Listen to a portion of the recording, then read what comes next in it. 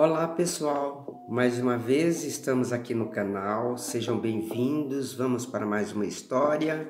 Se vocês gostarem, por favor compartilhem, dê seu like, comente, inscreva-se para que você possa estar recebendo novas notificações. Vamos para mais uma história de hoje? Era setembro, como todos os dias eu caminhava em direção àquele ponto da consolação. Já eram 6 horas da tarde e fazia um friozinho peculiar devido à forte garoa que caía, deixando um tom de nostalgia naquele cair de tarde.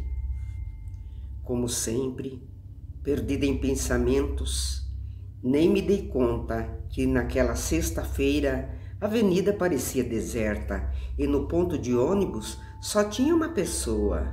Era um rapaz. Apressei o passo e me dirigi para lá. Não sei se devido àquele tempo frio, nebuloso, uma certa tristeza, um desânimo se fazia presente em mim, fazendo com que eu fizesse uma reflexão dos meus 20 anos de idade. Perdida em pensamentos sombrios, eu ouvi aquele cumprimento de boa noite que me trouxe de volta à realidade.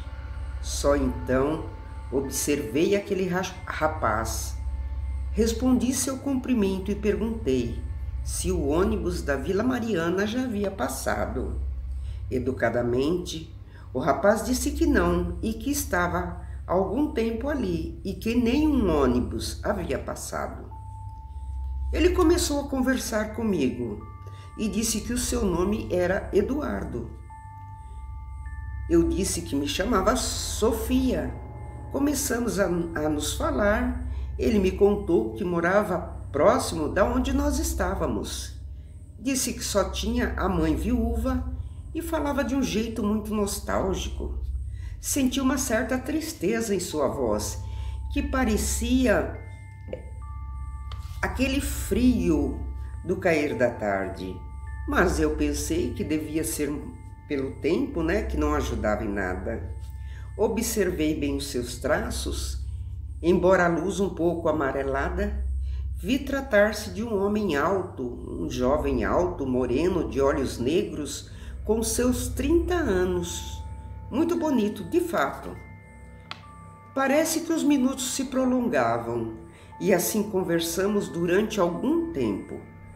Trocamos endereços, ele me disse mais ou menos aonde que ele morava. Senti pela nossa conversa que a minha presença também o agradara. Seu ônibus chegou e ele entregou-me o guarda-chuva que ele segurava, pedindo que eu ficasse com ele, já que a garoa aumentara. E deu um sorriso devastador e com um aceno foi embora, me deixando até um pouco encabulada. Aquele fim de semana transcorreu como todos os outros, um tanto sem graça, mas como eu estava com muito frio, passei o tempo quase todo assistindo televisão e jogando conversa fora, contando para a mamãe as novidades da semana e os problemas no serviço que eu passara. Só então me lembrei do rapaz do guarda-chuva, com quem eu havia conversado. Chegou a segunda-feira, como sempre, levantei-me cedo para o trabalho. À noite, voltando, fiquei na esperança de rever Eduardo, no ponto, até porque para entregar-lhe o seu guarda-chuva, pois havia muito me ajudado. E qual não foi a minha decepção por não encontrá-lo? Isso perdurou por uma semana. E no sábado, como eu não trabalhava, resolvi como pretexto procurá-lo em sua casa. Olhei o endereço que ele me passara e umas 10 horas da manhã caminhei para lá. Ao chegar àquele endereço, toquei a campainha. Fiquei no aguardo. Foi quando saiu aquela bonita senhora com ar de enfado. Só então eu expliquei a ela que viera entregar o guarda-chuva que o filho dela havia me emprestado.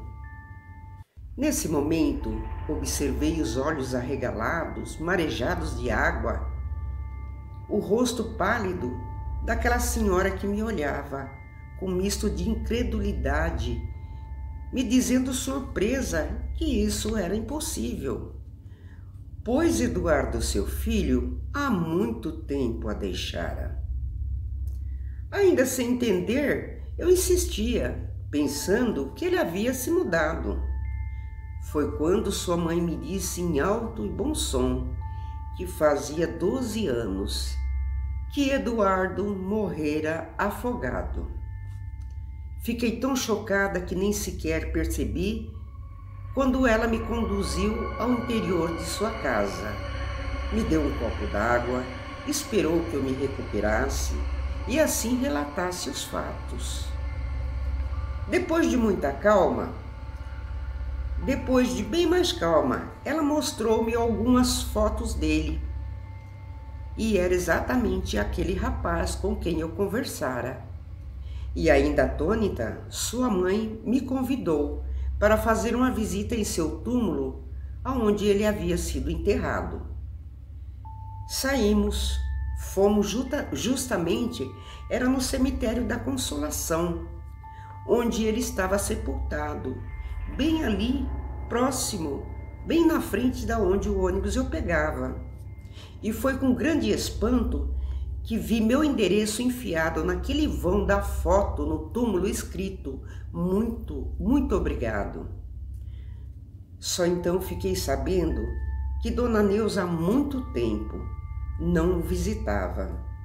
Ficamos lá por um bom tempo, rezamos, juntas acendemos velas e quando saímos de lá, sentimos como se nós tivéssemos sido abraçadas. Depois de 3 anos me casei e até hoje eu e Dona Neuza visitamos e oramos no túmulo de Eduardo.